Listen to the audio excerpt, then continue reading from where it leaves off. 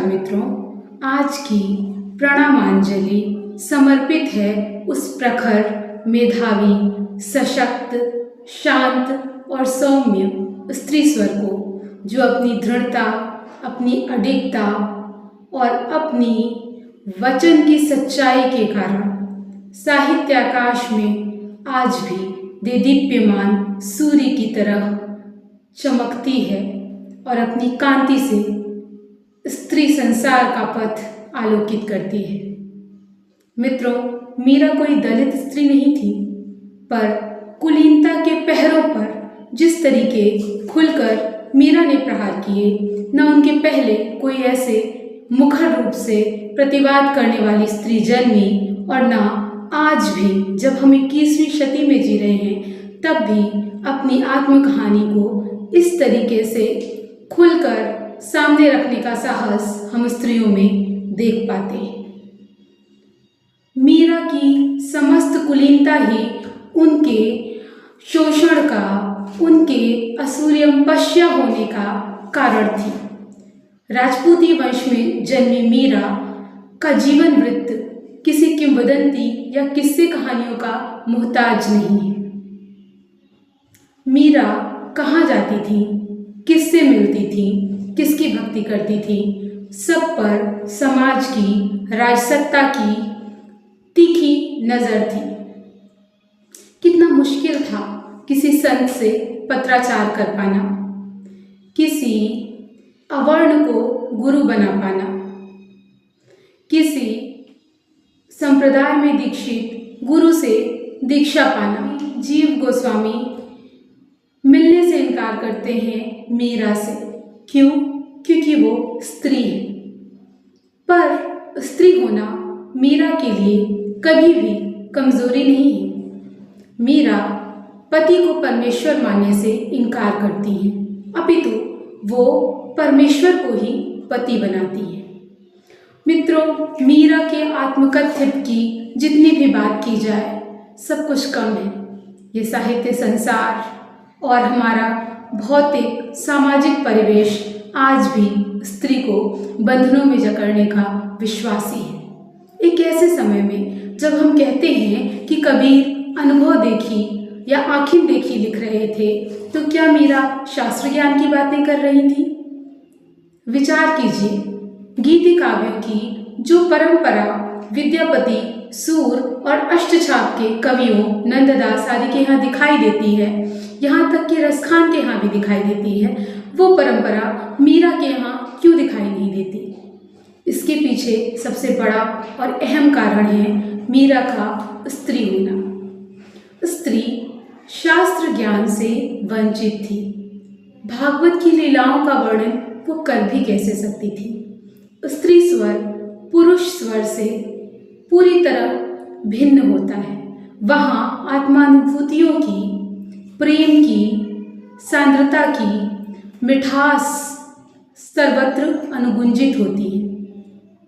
मीरा के आत्मकथ्य में जगह जगह कृष्ण के प्रति प्रेम, याचना, समर्पण के भाव हैं, जबकि वो उसी को आधार बनाकर, उसी के आधार पर समाज सत्ता से और राज सत्ता से टकराती हैं, लोहा लेती हैं।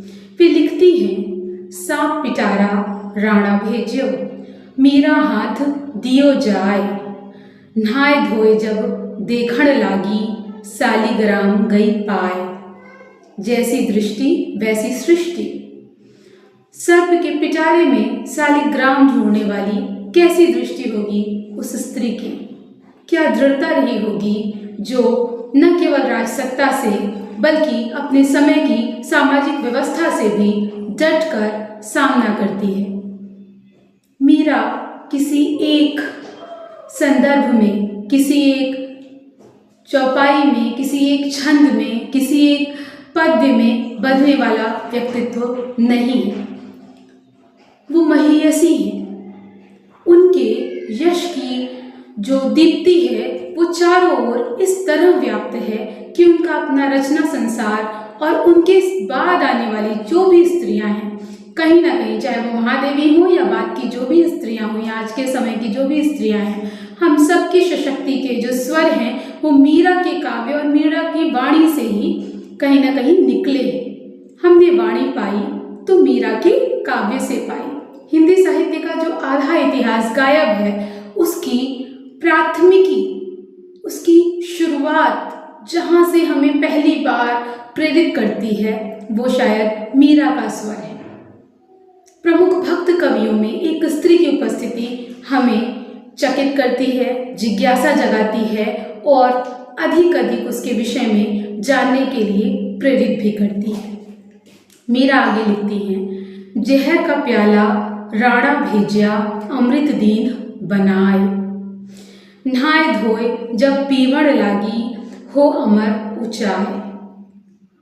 विष भी अमृत हो जाता है जब कोई व्यक्ति अपनी प्रेम से, अपनी मृदुता से उस कटुता को, उस वैमनस्य को दूर करने का प्रयास करता है। सूल सेज राणा ने भेजी दीजियो मीरा सुलाए, साँझ भई मीरा सोवण लागी मानो फूल बिछाए। ये एक तरीके से कह सकते हैं विपरीतार्थक बातें हैं। जो कुछ भी उनके विपरीत, उनको दुख पहुंचाने के लिए किया गया, उसके प्रत्युत्तर में मीरा की दृढ़ता, मीरा का प्रेम, मीरा की भक्ति और मीरा की साधना उनके साथ आ डटी और मीरा खुलकर लिख सकी कि राणा जी भेजियो विष का प्याला पीवत मीरा हंसी रे। ये हंसी क्या है? ये व्यंग की हंसी है। राणा कौन है? राणा मीरा का अपना देवर है, ससुराल का सबसे छोटा, राजसत्ता का सबसे महीन नुमाइंदा है, जो अपनी भाभी, एक सुंदरी, एक कुलीन और एक स्वतंत्र स्त्री को, उसके व्यक्तित्व को, उसकी गरिमा को नहीं सह सकता या नहीं सहना चाहता। बावजूद इसके न केवल तत्कालीन समय समाज में, भक्तों की अग्रिम पंक्तियों में, बल्कि साहित्य के क्षेत्र में मीरा का नाम अमर है और उसे कोई भी सत्ता, कोई भी समाज और कोई भी देश काल मिटा नहीं सके।